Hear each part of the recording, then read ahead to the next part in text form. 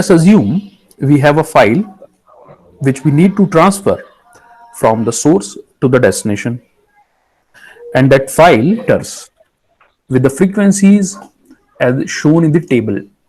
Character A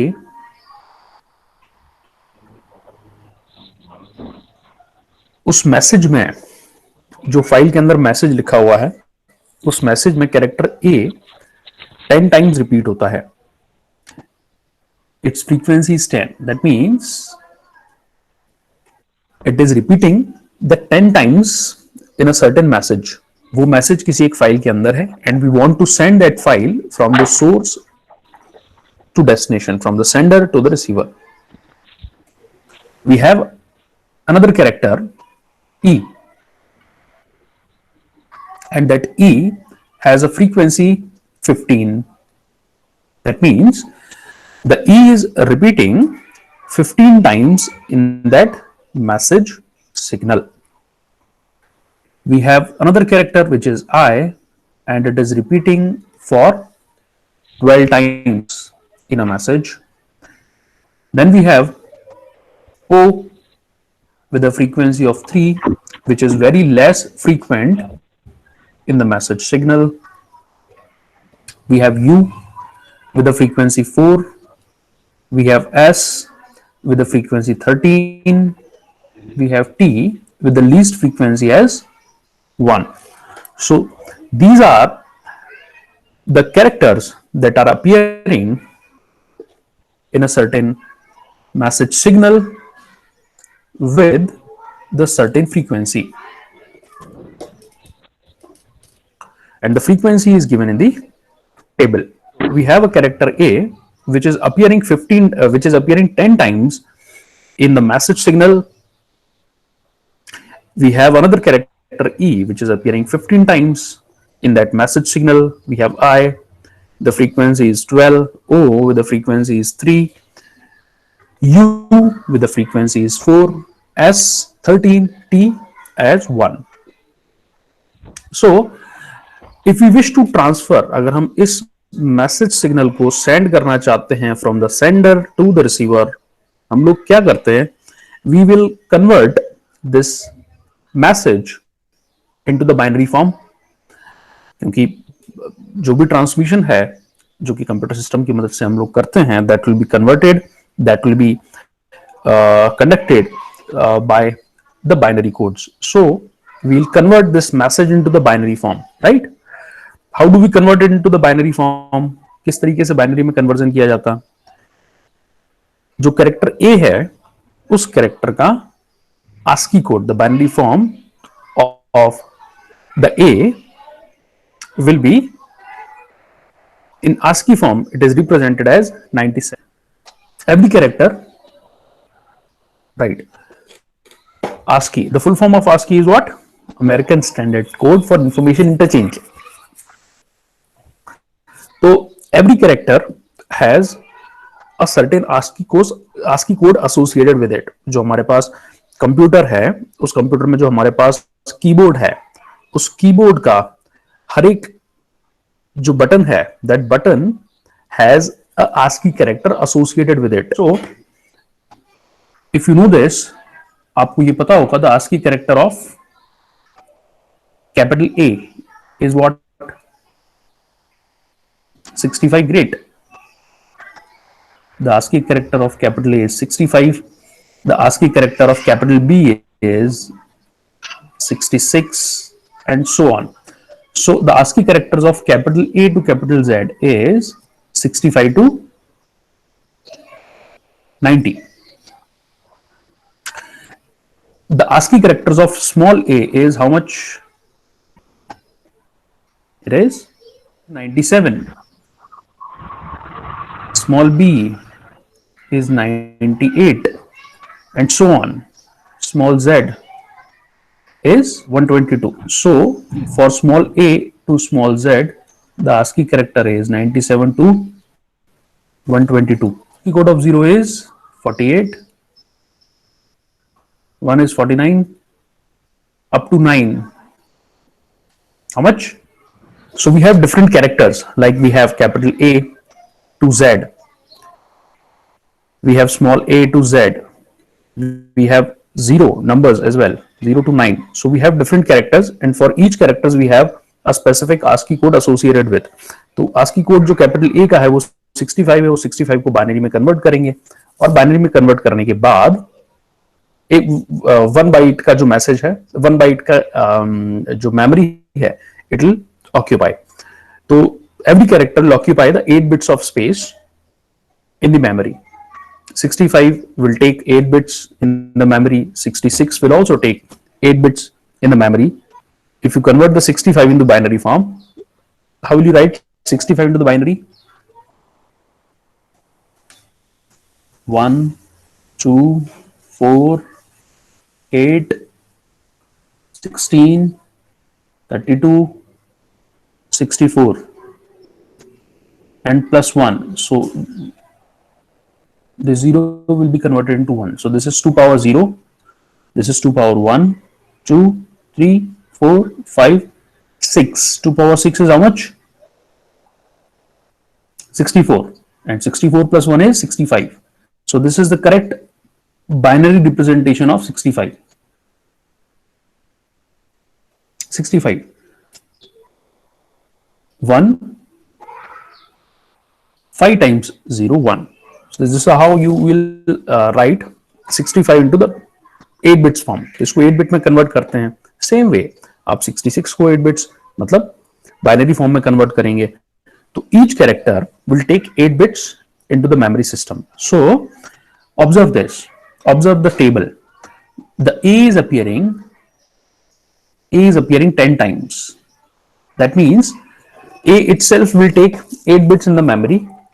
And since it is appearing 10 times, it will take 10 into 8 bits in the memory. That means 80 bits in the memory. Same way, the E will also take 8 bits in the memory. That means 1 byte in the memory.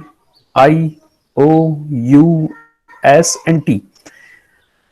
हर एक character 8 bits को occupy करेगा in the memory system. The frequencies, the sum of frequency is how much? The sum of frequency is 10 plus 15 plus 12 plus 3 plus 4 plus 13 plus 1. It is how much? It is 58, right?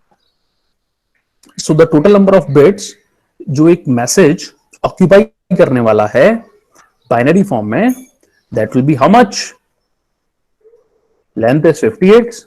So the size of the message signal will be 58 into 8. So this will be 464 bits. This will be 464 bits.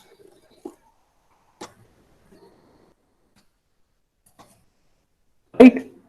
We have 58 characters in the message. Each character will take 8 bits in the memory. Hence, we need 464 bits in the memory to accommodate the message. This is a huge message. 464 bits जो है ये memory में occupy कर रहा है just to send these characters with the frequencies which are given in the table. Huffman coding या data compression algorithms की मदद से हम इस मैसेज सिग्नल के स्पेस को रिड्यूस कर सकते हैं. Let us see how. So we are trying to see one fixed length of code जो हमने अपने लिए डिजाइन किया हुआ है, जिसकी मदद से हम इस मैसेज सिग्नल को जो मेमोरी ऑक्यूपाई करेगा वो रिड्यूस कर सकते हैं. So let us design our own fixed set of codes to define the characters in the message signal. Let's say we have the characters, the same table we have, the characters which are given in the table are A, E, I, O, U, S, T with the certain frequencies as 10, 15, 12, 3, 4, 13 and 1. So instead of assigning A 97 will take 8 bits in the memory. हम लोगों ने क्या किया है, हम 7 message signal है मेरे पास, तो इन 7 मैसेज सिग्नल को रिप्रेजेंट करने के लिए I need only 3 bits. To differentiate them, I'll need only 3 bits, and I'll differentiate them with the different codes of 3 bits, like 000 for A, 001 for E, 010 for I, 011 for O. For U it is 100, S it is 101, T it is 100. So each characters को different set of codes मैंने assign कर दिया गया है, right? तो जो पहले हमारे कैरेक्टर्स 8 बिट्स ऑक्यूपाई करते थे मेमोरी के अंदर, now they will occupy only 3 bits. Why? Because I don't need 256 different characters to send from the transmitter to the receiver. What I need is only the 7 different characters. मुझे सिर्फ 7 different characters हैं, उनको send करना है from the source to destination. तो मैं उनको 8 bits के लिए मेमोरी का स्पेस ऑक्यूपाई करने की जरूरत नहीं है. हम उसको 7 different characters को we can classify, we can differentiate with the help of, right? Now, if I have only, let's say, 3 different characters, A, B, C, in a message, I will use only 2 bits to decode them, 2 bits to code them. A, B, C, 00, 01 and 10. That's it. In 3 bits को ही, इन 3 characters को ही मुझे send करना है from the source to destination. Why should I code them with the 8 different bits? You got it?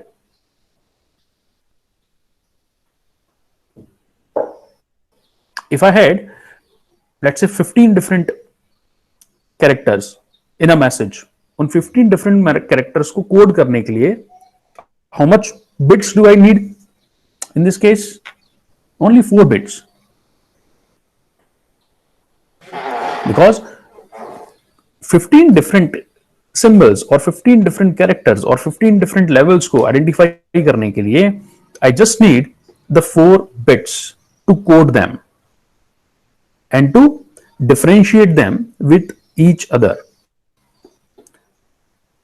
So we have defined our own set of codes to differentiate 7 different characters which are there in a message signal with certain frequencies, and the coding is given in the table. Like A को हमने code assign किया 000 EIOUST, codes सामने लिखे हुए हैं आपके. Now understand this. Now the size of the message signal is how much? What is the size of the message signal in this case? We have the 58 different characters. A is appearing 10 times, E is appearing 15 times, IOUST सबका frequency दिया हुआ है. So these characters are appearing only 58 times, and each character is taking only 3 bits in the memory. Hence, the size of the message signal will be 58 multiplied with 3. So the size of the message signal will be only 174 bits. इस table को जब आप source to destination भेजेंगे तो characters कितने हैं हमारे पास? We have 7 characters. We need to know the size of the table. We have 7 characters. Each character will have an ASCII code, और एक कैरेक्टर का ASCII कोड 8 बिट्स का होता है. So for characters, 7 characters, we need 7 into 8, these many bits, plus codes. A के लिए जो code assign किया गया है 000, we have to associate that code with this character A. So we have code 000 for A. That means 3 bits are needed for one character. We have 7 characters. So 7 into 3 number of bits will be needed to identify the different characters. So we need to send this table as well from the source to destination, from the sender to the receiver. So for each character, we have 8 bits. Since we have 7 characters, 7 into 8, these many bits are required to save in the memory. 56 bits are required for the characters, and 3 into 7, that means 21 bits are required for the codes to send from the source to destination. The size of the table will be how much? 77 bits. कितने number of bits को मुझे transmit करना पड़ेगा from the source to destination? 174 plus 77, so it will be 251 bits. Huffman coding, a famous greedy algorithm. Greedy algorithm, इसका मतलब ये है कि ये बेसिकली अपने कोड को डायनेमिकली ऑप्टिमाइज करता है और हर एक सेट ऑफ कैरेक्टर्स को, हर एक डिफरेंट कैरेक्टर्स को एक different set of code assign करता है, so that it should optimize the channel efficiently. The utilization of the channel should be maximum, और इस तरीके से ये कोड को असाइन करने की कोशिश करता है. So therefore it is known as a greedy algorithm. It is used for the lossless compression of data. That means lossless का मतलब आपको पता है कि जब आप किसी मैसेज को सोर्स डेस्टिनेशन के लिए ट्रांसमिट करते हैं, तो अगर आप मैसेज बिट्स को कंप्रेस करते हैं तो आफ्टर सर्टेन लिमिट, एक लिमिट के बाद डेटा का जो लॉस है एट द रिसीवर साइड वो होना स्टार्ट हो जाता है. बट विद दिस एल्गोरिथम जो डेटा रिसीवर साइड पर रिसीव किया जाएगा with the set of codes जो कि असाइन करने वाले हैं हम किसी एक सोर्स के डिफरेंट सिंबल्स को, इस एल्गोरिथम को असाइन करने के बाद रिसीवर साइड पर किसी भी तरीके का डेटा का लॉस नहीं होता है.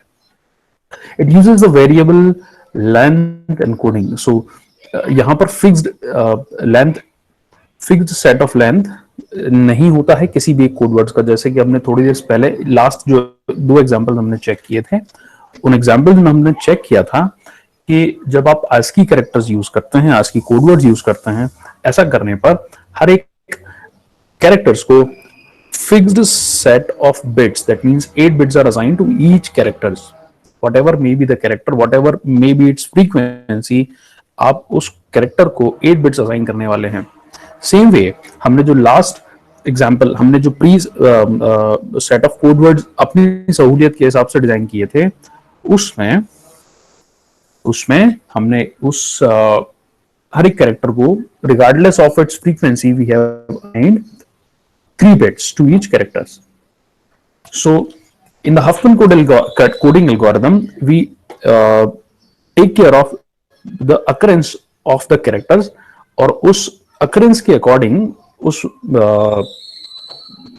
कैरेक्टर की जो कोड होता है वो डिसाइड होता है. दैट मीन्स किसी एक कैरेक्टर को हम 1 बिट्स भी असाइन कर सकते हैं, किसी एक कैरेक्टर को हम 4 बिट्स भी असाइन कर सकते हैं, depending on the frequency of the character which is occurring in the message signal. Therefore, it is known as the variable length encoding. It assigns the variable length code to all the characters. That means हर एक character के पास, किसी के पास number of bits कम हो सकते हैं, किसी के पास number of bits ज्यादा हो सकते हैं, depending on the frequency of the character in the message signal. Code length of a character depends on how frequently it occurs in the given text. जैसा कि मैंने डिस्कस किया है, कोड की लेंथ कैरेक्टर की फ्रीक्वेंसी पर depend करती है. The character which occur the most frequent gets the smallest code. वो कैरेक्टर जो कि किसी एक मैसेज सिग्नल के अंदर maximum number of time repeat हो रहा है, अगर मैं उसको less number of bits assign करूंगा, ऐसा करने पर मेरे डेटा का कंप्रेशन ज्यादा एफिशिएंट होगा. तो हफमैन कोडिंग के अंदर ये मेथड को फॉलो करते हैं, ये एक ट्रिक को फॉलो करते हैं, और वो ट्रिक यही होती है कि जो कैरेक्टर मोस्ट फ्रीक्वेंट है उसको आप स्मॉलेस्ट कोड असाइन करेंगे, और वो कैरेक्टर जो कि लीस्ट फ्रीक्वेंट है उसको आप लार्जेस्ट कोड असाइन करने वाले हैं. So this is known as Huffman encoding.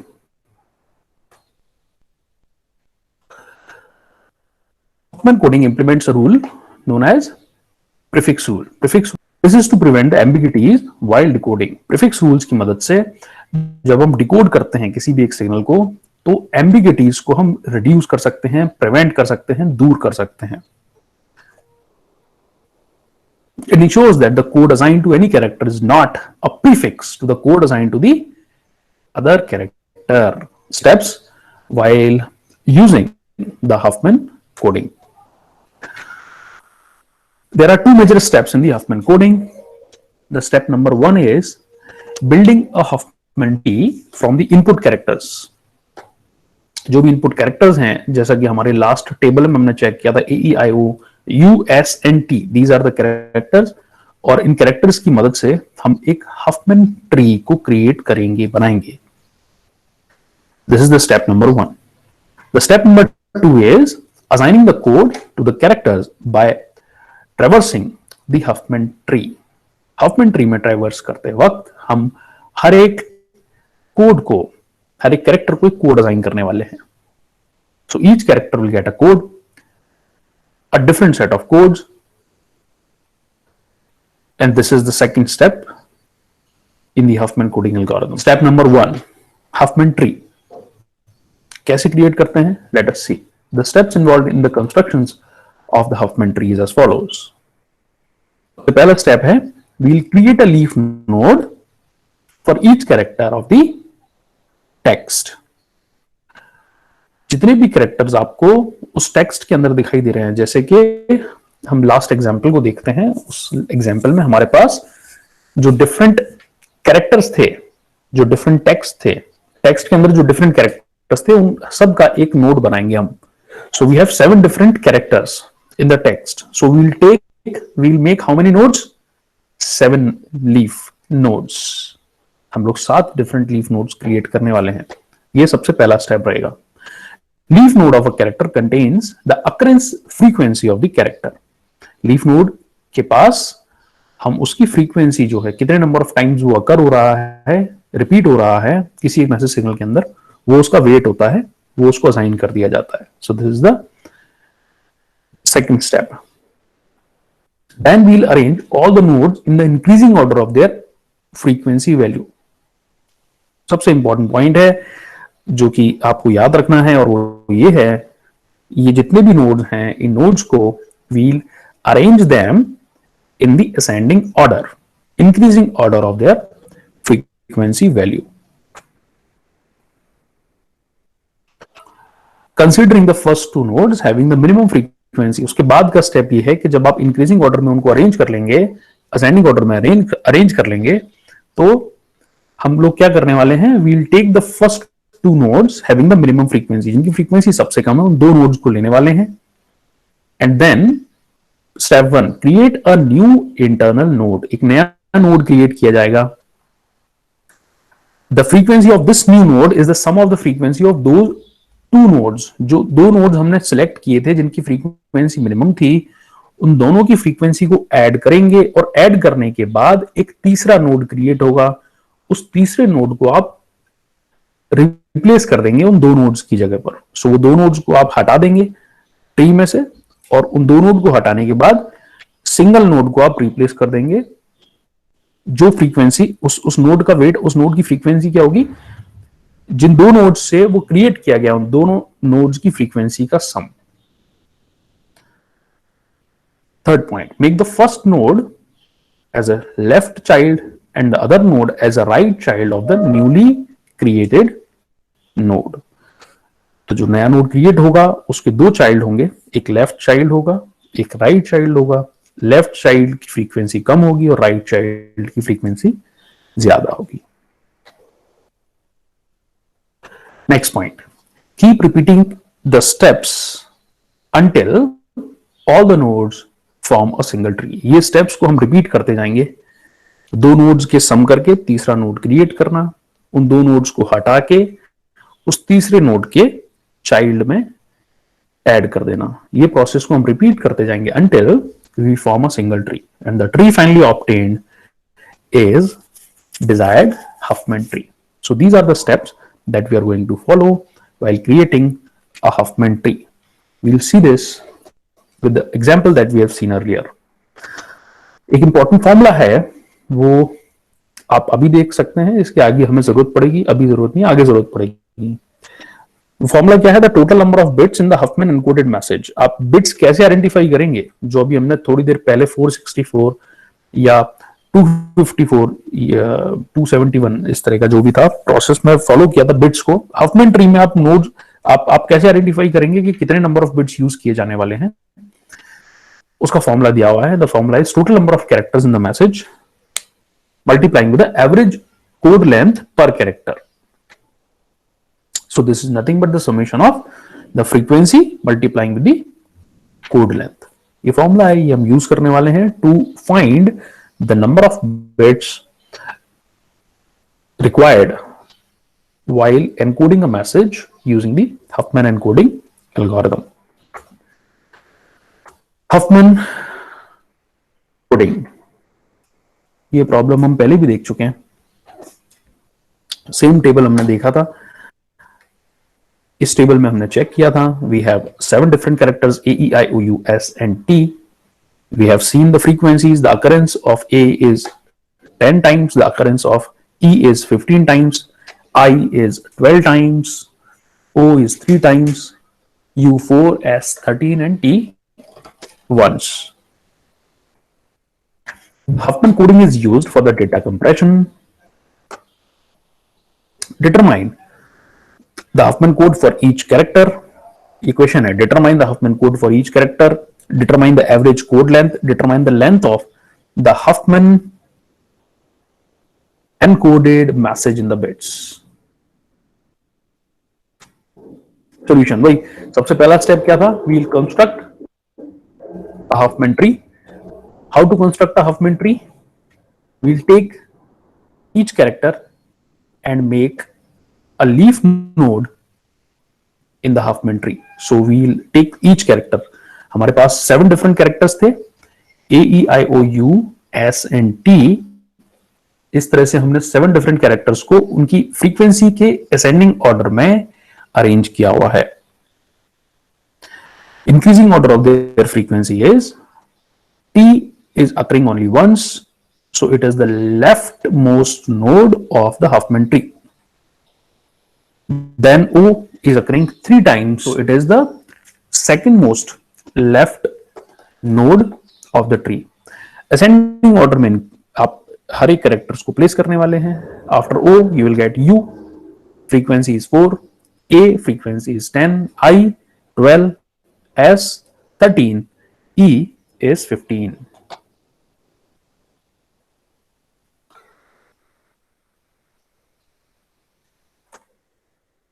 Step number 2. Step number 2 क्या था?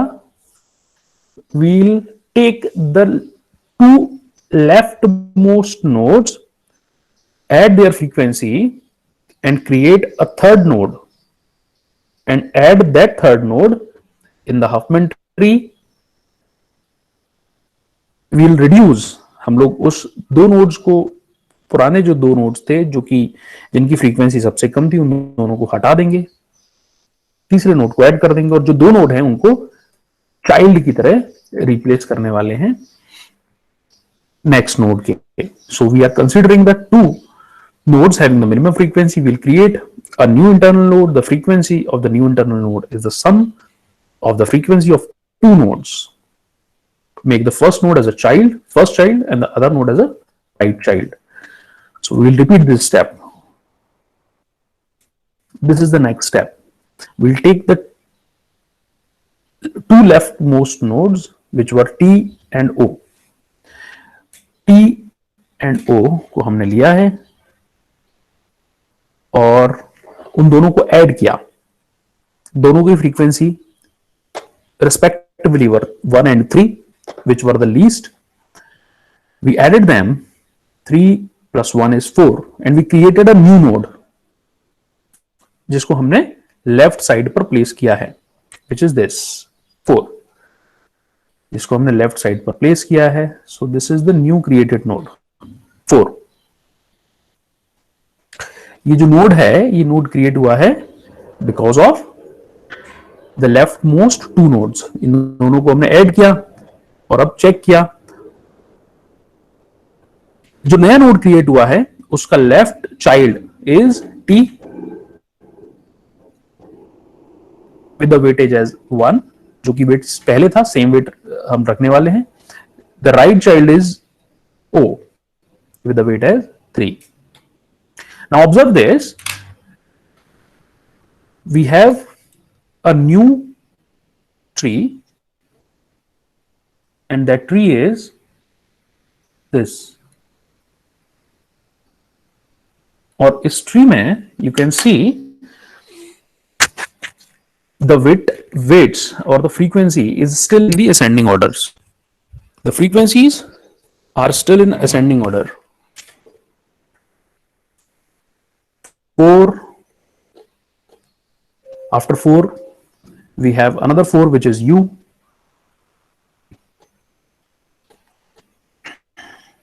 which is greater than or equals to 4. Then we have A greater than 4, 12 greater than 10, 13 and 15. So these are in the ascending order. अगला काम क्या करने वाले हैं, same process को repeat कीजिए जो हमने अभी किया था. Take left most 2 nodes, add them and create new internal node. Left child will be 4, right child will also be 4. So the next is this 4 and 4 when added, 4 when added with 4 will create a new node 8.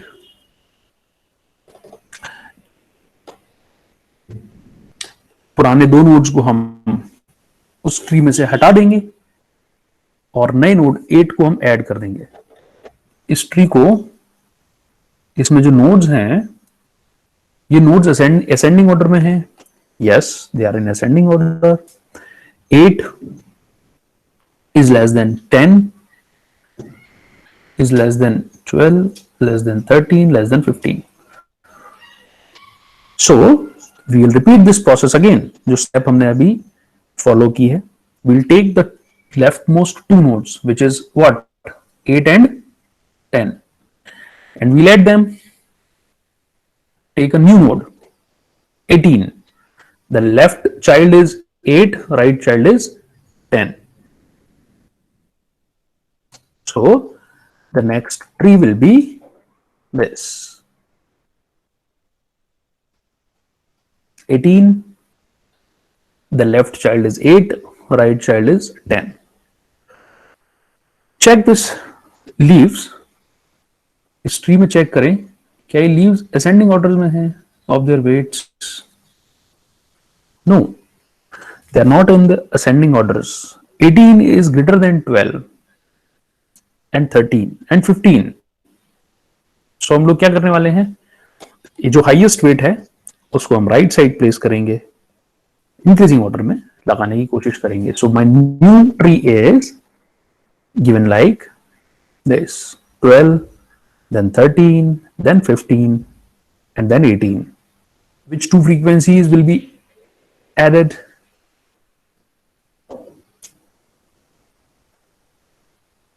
Leftmost 12 and 13, right? So we'll add these 2. We'll add 12 with 13. When we add them, a new node will be created with the weight as 25. So this is the new tree. 25. Left child is 12, right child is 13. क्या ये leaves अपने ascending order में लगी हुई हैं? No, no. तो इनको हम असेंडिंग ऑर्डर में प्लेस करने वाले हैं.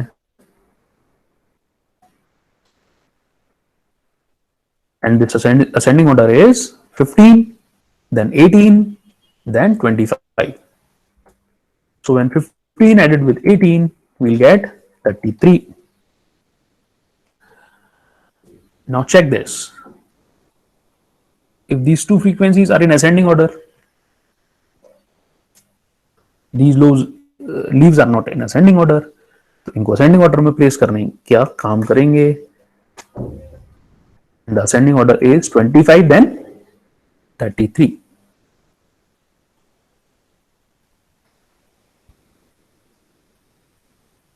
right? Now last two is 25 added with 33.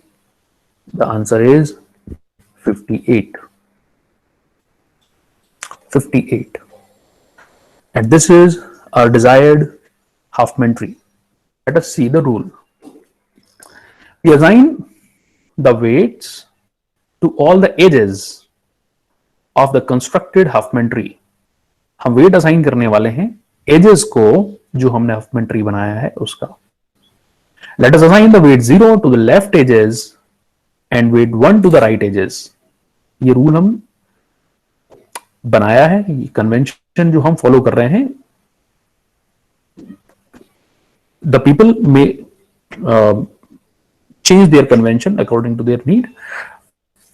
तो वो चेंज कर सकते हैं. जो हमने रूल बनाया है that is this, that we are assigning the weight 0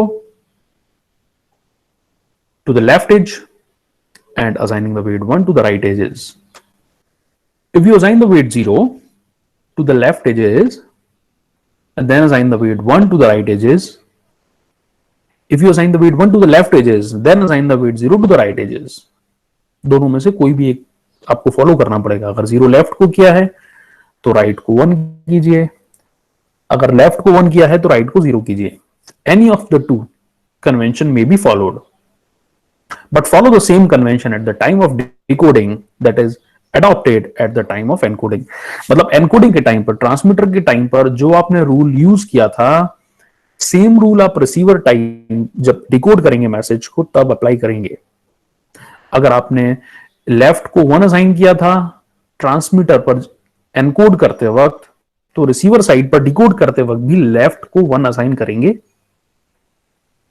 अगर लेफ्ट को 0 असाइन किया था तो डिकोडिंग के टाइम पर भी लेफ्ट को 0 असाइन करेंगे. Right? So we have to maintain the synchronization, decoder encoder दोनों टाइम पर. Right? So this is our rule, and with this rule we'll assign the weights to the edges. See, we had this Huffman tree. After assigning the weights to all the edges, the modified Huffman tree is this. This is the tree that we have seen.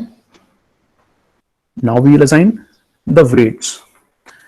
Left को 0, right को 1. ये rule हमने follow किया है. So left edge, starting from the parent node, left edge, we have assigned 0. We have assigned 0. Another left edge where the parent node is 25, we have assigned 0. Another left edge, the parent node is 33. 33, observe the parent node. जब left चलेंगे I'll assign 0. Parent node is 18. Left चलेंगे I'll assign 0. Parent node is 8. Left node, I'll assign 0. Parent node is 4. Left चलेंगे I'll assign 0. So जब जब आप left जाएंगे you will assign 0. जब जब आप right जाएंगे you will assign 1. This is how we'll weight them. Right. Child node 13.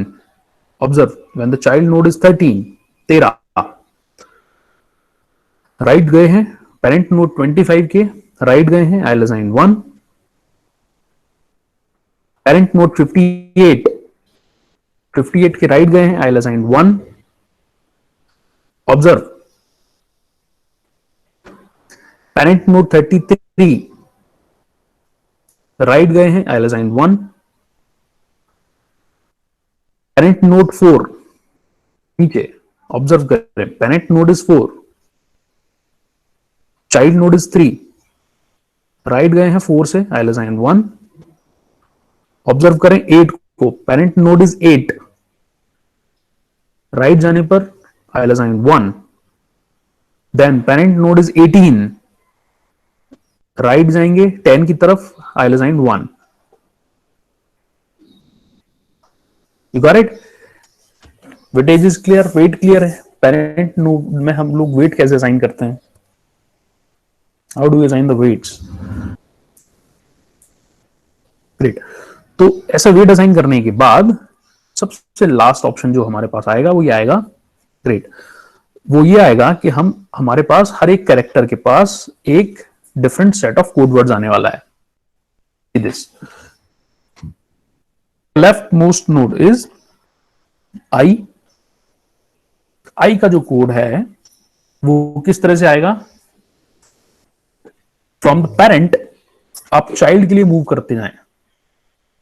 आई पर जाना है आपको. From the parent you move, और जो चाइल्ड है वो आई है, वहां पर जाने की कोशिश करेंगे. सो 58 से आई पर आने के लिए, 12 पर आने के लिए यू विल ट्रांसवर्स, जिस पाथ को आप ट्रांसवर्स करने वाले हैं, ट्रेवर्स करने वाले हैं, उस पाथ को आप ऑब्जर्व करें. 0 0, right. So for I the code is 0 0. The code for S is 58 से चलेंगे आप. 58 से 25 पर आएंगे और उसके बाद 13 पर, तब आपको एस मिलेगा. तो पेरेंट नोड से चलना स्टार्ट करेंगे. You will get 0 and then 1. So for E पर आना है आपको. पेरेंट नोड 58 से स्टार्ट करेंगे. You have to go right. E पर आने के लिए first right and then left. So 58 से 33 आने पर आपको कोड मिलेगा 1 एंड देन 15 आने के लिए 0. So the code for E is 1 0. The coding that we have used is the optimized coding. इस कोड की मदद से आपका ऑब्जेक्ट है, आपका टास्क है कि आप आइडेंटिफाई करें कि हफमैन बिट्स कितना यूज कर रहे हैं हम लोग. Number of bits, what will be the Huffman code length multiplying with its weight 12. So we have 24. Great. For S, the frequency is, the bits are using 2 0 and 1, and the frequency is 13. So 26. Great. For E, 2 1 0, the frequency is 15. So the message bits are 30. For T, 5 bits, but the occurrence is only once, so only 5 bits are needed for T. For O, 5 bits, 1 1 0 0 1, and the occurrence of O is 3, so we have 15 bits. For U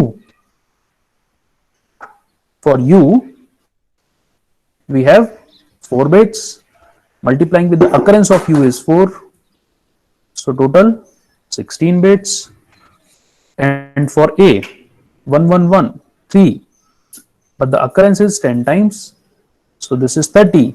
24 plus 26 plus 30 plus 5 15 16 6. Yes, I need only 146 bits.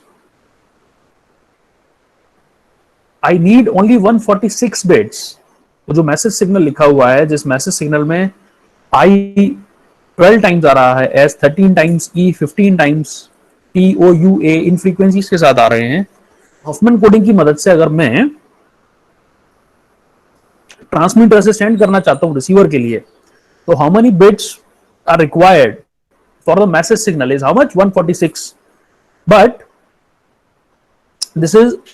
these are the bits required for the message. Table के लिए हमें कितने bits, table भी तो send करना पड़ेगा ना receiver side पर. How the receiver will get to know कि 00 कोड आई के लिए था. How will the receiver will get to know 01 code S के लिए था.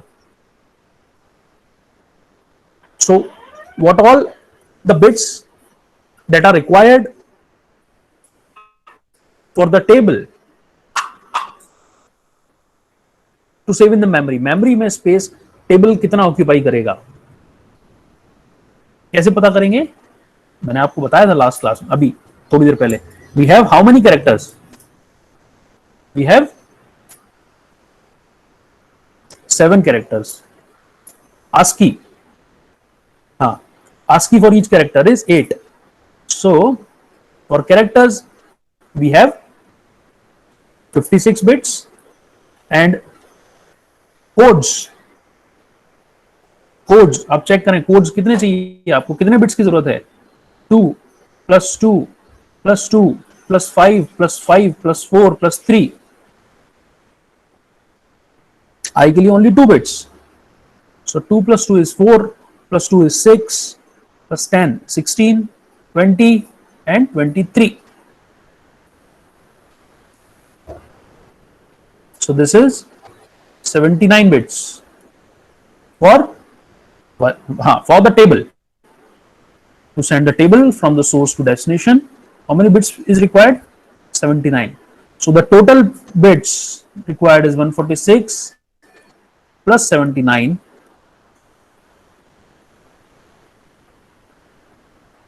is 225. 225 बिट्स की जरूरत है हमको, अगर हम अगर हम हमारे मैसेज को सेंड करना चाहते हैं from the source to destination using the Huffman encoding algorithm. Initially जब हम ASCII कोड यूज कर रहे थे, the number of bits required was 464, but now it is 225, less than 50%.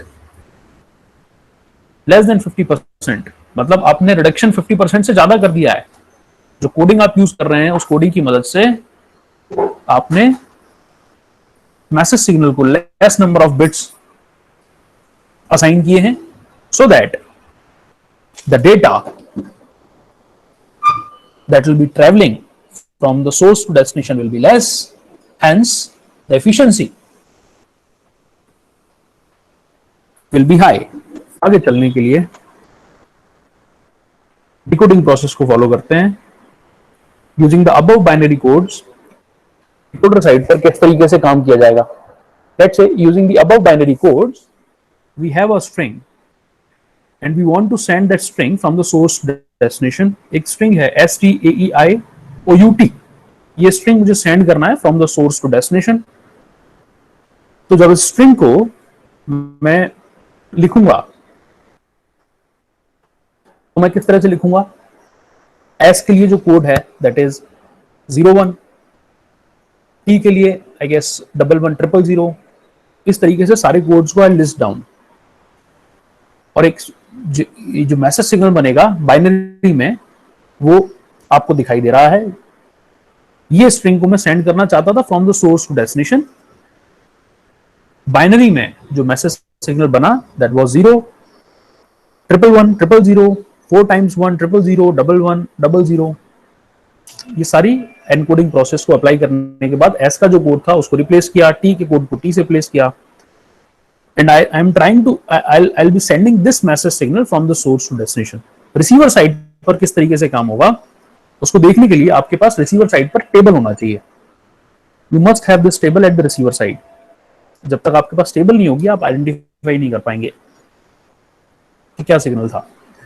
C, receiver side पर मेरे पास ये स्ट्रिंग नहीं है. I do not have the string at the receiver side. ये स्ट्रिंग मेरे पास नहीं है. What I have at the receiver side is the code जो कि ट्रांसफर किया गया था सोर्स से, and what I have is the table, message signal and the table. ये दो चीजें मेरे पास हैं रिसीवर साइड पर. अब इनकी मदद से मैं आइडेंटिफाई करना चाहता हूं कि कौन से कैरेक्टर्स ट्रांसमिट किए गए थे.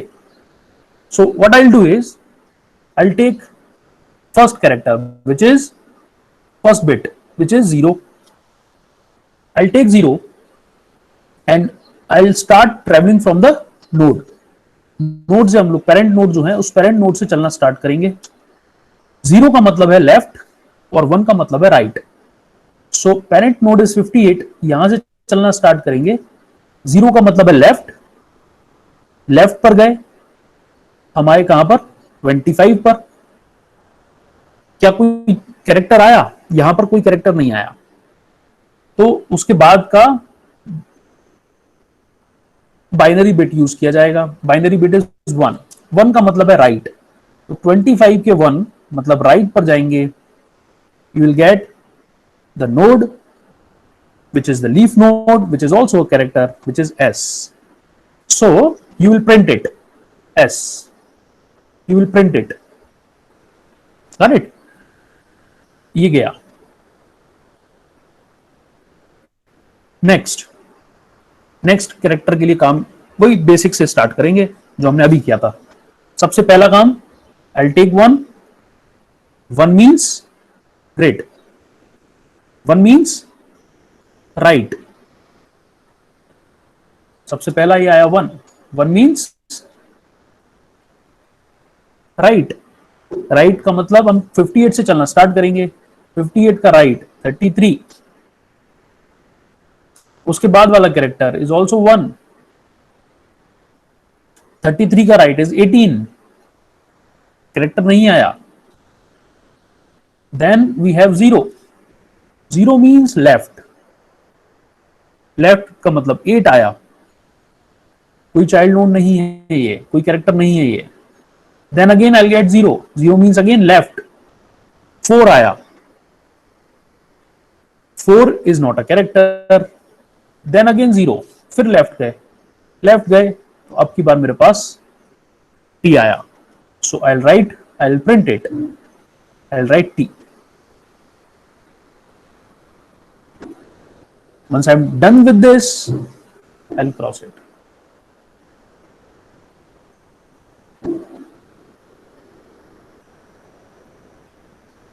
You got it? This is how the decoding performs at the receiver side. 0 means left, 1 means right. तो लेफ्ट और राइट किसके जाना है, उसके लिए आपके पास ये ट्री होना बहुत जरूरी है। Then again we will start, हाँ जी 1 से स्टार्ट करेंगे। 1 means right, again 1 means right, then again 1 means right. So I'll get A. I'll print it. Right. A. Now I'll start with this.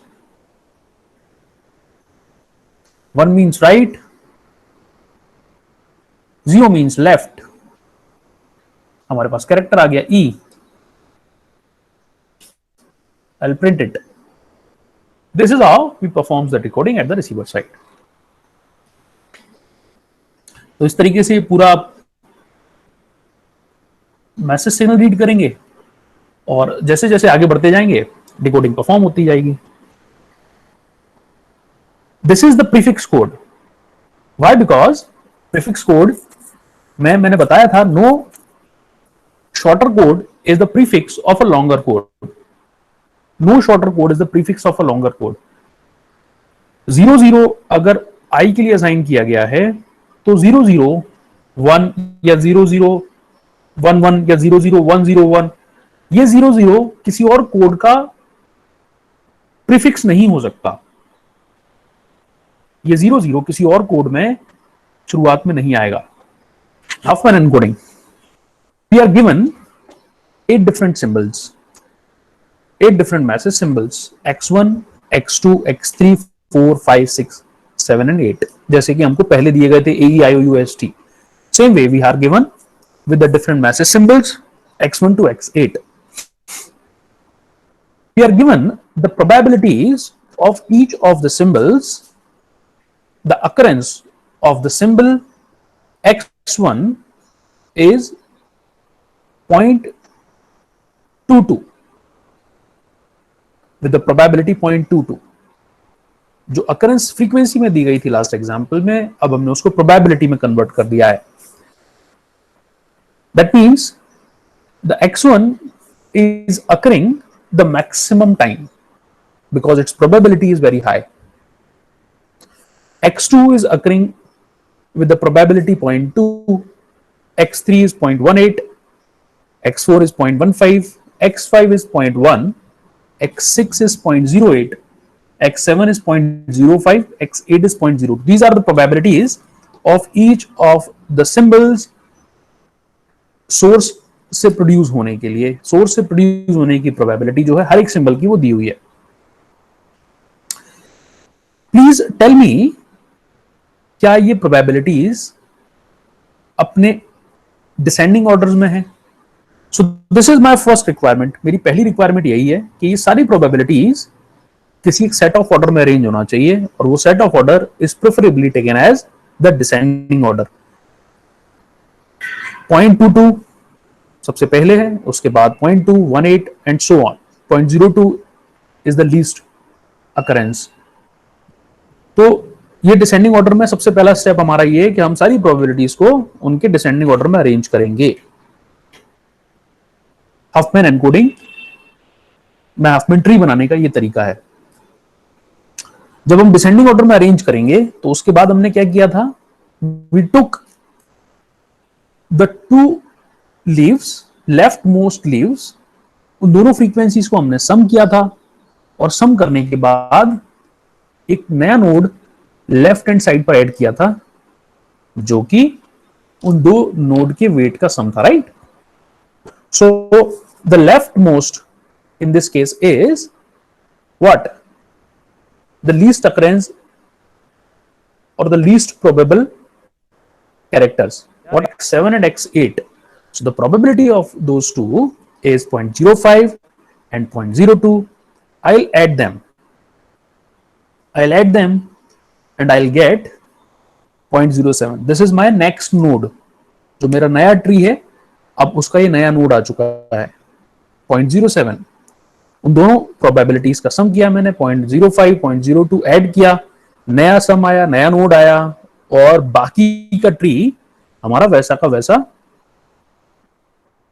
बाकी का ट्री हमारा वैसा का वैसा है. बाकी के nodes are as it is. 0.05, 0.02 दोनों को ऐड किया जाएगा, एक नया नोड ऐड किया जाएगा उन दोनों को सम करने के बाद. बाकी का ट्री, बाकी के nodes are as it is. क्या इस ट्री के नोड्स असेंडिंग या डिसेंडिंग ऑर्डर में है? क्योंकि हम लोग इसमें डिसेंडिंग ऑर्डर यूज कर रहे हैं, क्या ये डिसेंडिंग ऑर्डर में है? लेफ्ट मोस्ट टू नोड्स को ऐड करेंगे. 0.08 when added with 0.07 will produce 0.15 and that 0.15 will be written, this is the new node. बाकी के नोड्स जो हैं वो सेम रिपीट होने वाले हैं अपनी पोजीशन पे. So the rest of the nodes will be same. इस ट्री को असेंडिंग ऑर्डर में करने के लिए 0.5 को मैंने 0.1 से ऊपर लिखा है. डिसेंडिंग ऑर्डर में करने के लिए मतलब नीचे से चलेंगे तो असेंडिंग ऑर्डर आएगा, ऊपर से 0.22 से स्टार्ट करेंगे द डिसेंडिंग ऑर्डर आएगा. तो इसलिए 0.15 को हमने 0.1 के ऊपर लिखा है to make it in the descending order. So 0.22, then 0.2, 0.18, 0.15, 0.15 and 0.1. Again same, चूंकि डिसेंडिंग ऑर्डर में है, I'll add 0.15 with 0.1, 0.25 और 0.25 अब कहां आने वाला है? Top most. Descending order maintain करने के लिए 0.25 को सबसे ऊपर लेके जाएंगे. सो I'll add 0.15 with 0.1 and the new node 0.25 will be added at the top of this node. बाकी सारे लीव्स उसके बाद ऐड करने वाले हैं. So 0.22 will come after 0.25 and then 0.2 and then 0.8 and then 0.15. हाँ जी, इसके बाद का काम फिर लेफ्ट मोस्ट टू नोड्स उठाएंगे हम 0.18 and 0.15. when added will produce 0.33. 0.33 will be written at the top. so 0.33 को हम लिखेंगे, ऐड करेंगे at the top side. when I add it, बाकी के जो नोड्स हैं they will be placed accordingly. so 0.25, 0.22 and 0.2 will be written after 0.33. same process. next 0.22 will be added with 0.2. 0.42 will 0.42 को हम लिखेंगे टॉप पर, तो 0.42 will be the next node. Descending order maintain करने के लिए I'll write it at the top position. बाकी के nodes I'll write same 0.33 and 0.25. Then again, last time 0.33 added with 0.25 and the answer is 0.58 and it will be written at the top corner. Next is last node which is 0.42. मेरे पास top node को हम नहीं लिखते, top node की value ultimately 1 होने वाली है, add करेंगे ना 0.58 और 0.42, प्रोबेबिलिटी दोनों का सम 1 हो जाएगा, तो उसको हम नहीं लिखते। लिखते हैं वो क्या है, हम नोड्स को लिखते हैं। जो नोड, दो नोड्स है ना मेरे पास लास्ट में 0.58 और 0.42, इन दो नोड्स में मैं ऊपर वाले नोड को, मतलब जिसकी वेट ज्यादा है उसको मैं 0 असाइन करता हूं, और जिसका वेट कम है उसको मैं 1 असाइन करता हूं। सो 0.58 को मैं 0 असाइन करूंगा और 0.42 को 1 असाइन करूंगा। कोड्स असाइन करने की प्रोसेस है। सो I'll assign 0 to 0.58 and I'll assign 1 to 0.42। जिसका वेट ज्यादा है उसको 0 असाइन किया, जिसका वेट कम है उसको 1 असाइन किया। 0.58 को मैंने 0 असाइन किया, 0.42 को 1 असाइन किया, और इस प्रोसेस को अब मैं लेफ्ट साइड पर रिपीट करता जाऊंगा until I get the characters, जब तक मैं लास्ट प्रोबेबिलिटी पर नहीं आ जाता हूं। 0.58 किन दो प्रोबेबिलिटी से मिलकर बना हुआ था, 0.33 और 0.25। 0.58, 0.33 और 0.25 से मिलकर बना हुआ था, तो 0.33 को हम असाइन करेंगे, हायर प्रोबेबिलिटी को हम असाइन करेंगे 0 और लोअर प्रोबेबिलिटी को हम असाइन करेंगे 1। तो 0.33 को मैंने असाइन किया 0 और 0.25 को मैंने असाइन किया 1। Got it. 0.58 जो है ये इसके दो चाइल्ड नोड हैं, जो पेरेंट नोड है उसको आप पिक कीजिए और उसके दो चाइल्ड नोड को फाइंड कीजिए। दो चाइल्ड नोड में जिसकी प्रोबेबिलिटी ज्यादा है उसको हम 0 असाइन करेंगे, प्रोबेबिलिटी कम है उसको 1 असाइन करेंगे। हाँ जी, अभी इसमें पेरेंट नोड है 0.42। 0.42 इज द पेरेंट नोड। इसके दो चाइल्ड नोड हैं 0.22 एंड 0.2। तो 0.22 is a higher probability, I'll assign it 0, and 0.2 is the lower probability, I'll assign it 1. Next, इसमें पेरेंट नोड जो है, इस कॉलम में आप चेक करें, इस कॉलम में पेरेंट नोड है जो है 0.33। 0.33 पेरेंट नोड के दो चाइल्ड नोड हैं और वो है 0.18 and 0.15। 0.18 is the higher probability, I'll assign 0 to 0.18. 0.15 is the lower probability, I'll assign 1 to the 0.15। इस कॉलम में हमारे पास पेरेंट नोड है 0.25। पेरेंट नोड 0.25 की दो चाइल्ड नोड हैं 0.15 एंड 0.1।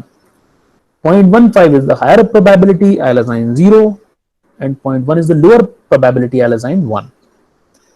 इस कॉलम में पेरेंट नोड इज 0.15। उस 0.15 पेरेंट के दो चाइल्ड नोड हैं 0.08 and 0.07।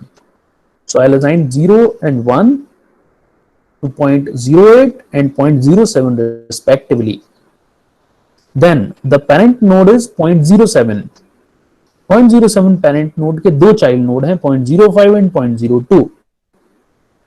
I'll assign 0 to 0.05 and 1 to 0.02। मेरे पास ट्री कंप्लीट हो चुका है। अब मुझे सिर्फ आइडेंटिफाई करना है कि मैसेज का कोड क्या था, और उस मैसेज के कोड के लिए अब हम ट्रैवर्स करेंगे थ्रू द पाथ, और ट्रैवर्स करते हुए हमको डिफरेंट कोड्स मिलने वाले हैं डिफरेंट सिंबल्स के लिए। So let us start traversing. X1 देखते हैं। x1, x1 की प्रोबेबिलिटी है 0.22। मैं बात कर रहा हूं कॉलम 1 की, x1 की प्रोबेबिलिटी है 0.22 और मैं बात कर रहा हूं कॉलम 1 की। 0.22 को आप देखें कि कहां से जनरेट हुआ है। ये 0.22 को जनरेट करने के लिए अब आप थोड़ा आगे जाएं और कॉलम 2 पर फोकस करें। कॉलम 2 में भी 0.22 मुझे दिखाई दे रहा है। कॉलम 3 में देखें 0.22 दिखाई दे रहा है, कॉलम 4 में देखें यहां भी 0.22 दिखाई दे रहा है। कॉलम 5 में देखने पर आपको मिला 0.22 और इसके पास अब एक कोड आया है और वो कोड है 0। ये कोड है 0, राइट। 0.22 के पास कोड आया 0। जब हम आप लास्ट एग्जांपल को अगर थोड़ा सा रिकॉल कर पाएंगे तो हम जब कोड असाइन करते थे, जैसे आई को मैंने कोड दिया था 00 या ई को कोड दिया था 10, तो हम पेरेंट नोड से स्टार्ट करते थे और चाइल्ड के पास जाते थे और रास्ते में जो वेट मिलते जाते थे उसको कोड में लिख देते थे। तो 58 जो लास्ट था, लास्ट एग्जांपल में ई पर जाने के लिए पहले मुझे राइट जाना था फिर लेफ्ट जाना था, तो राइट जाने पर 1 और लेफ्ट जाने पर 0 मिला था।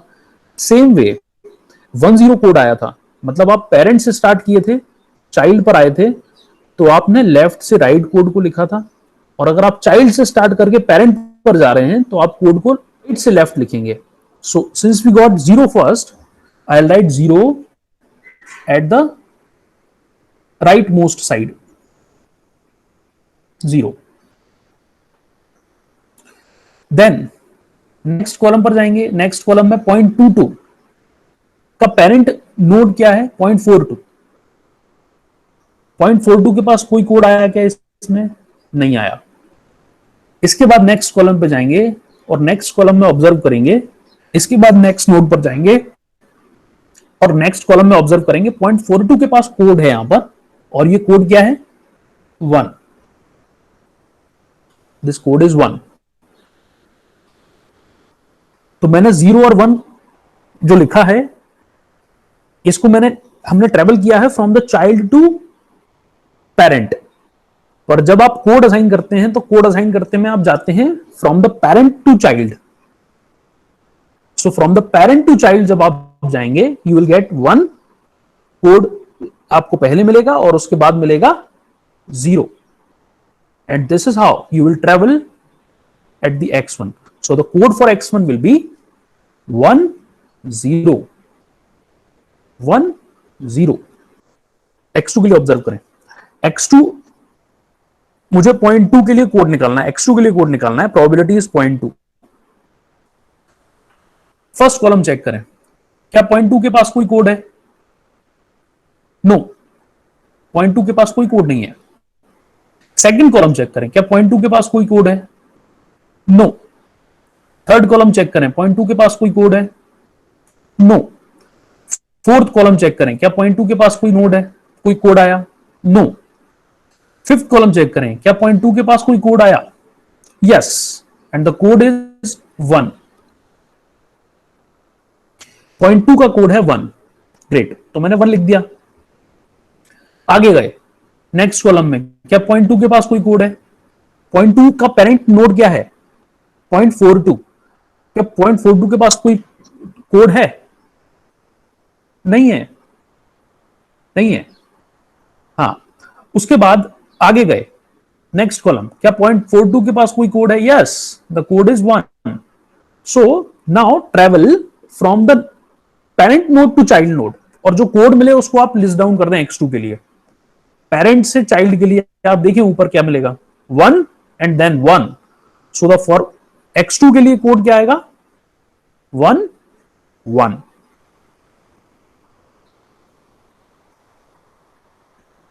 x2 के लिए कोड आएगा 1 1। जब हम कोड लिखते हैं तो we travel from the parent to child. 0.18 first column, कोई कोड है? नहीं। 0.18 सेकंड कॉलम, कोई कोड है? नहीं। 0.18 थर्ड कॉलम कोई कोड है? नहीं। 0.18 फोर्थ कॉलम कोड है? यस। 0। 0.18 का पेरेंट नोड है 0.33, क्या 0.33 के पास कोई कोड है नेक्स्ट कॉलम में? नो। 0.33 के पास इसके नेक्स्ट कॉलम में कोड है 0, और 0.33 का पेरेंट नोड है 0.58, 0.58 के पास कोड है 0। So travel from parent to child, आपको जो कोड मिलेगा वो कोड क्या मिलेगा? Travel from parent to child, code मिलेगा 0 0 0। So the answer is 0 0 0। L bar की वैल्यू आप कैलकुलेट कीजिएगा, ये वैल्यू आएगी 2.8। आप एंट्रोपी की वैल्यू कैलकुलेट कीजिएगा, एंट्रोपी की वैल्यू आप निकाल सकते हैं, प्रोबेबिलिटी इज गिवन 2.753, और जो इफिशिएंसी है उसका फॉर्मूला आपको पता है, the formula is HX given L बार, और ये वैल्यू आएगी 98.34%। This is the efficiency of this code word HX given L बार। तो दोस्तों आज के लिए बस इतना ही। इसके आगे के इंपॉर्टेंट कंसेप्ट्स को समझने के लिए हम लोग मिलेंगे नेक्स्ट लेक्चर में। तब तक के लिए stay connected, keep learning and enjoy the electronics. Good bye.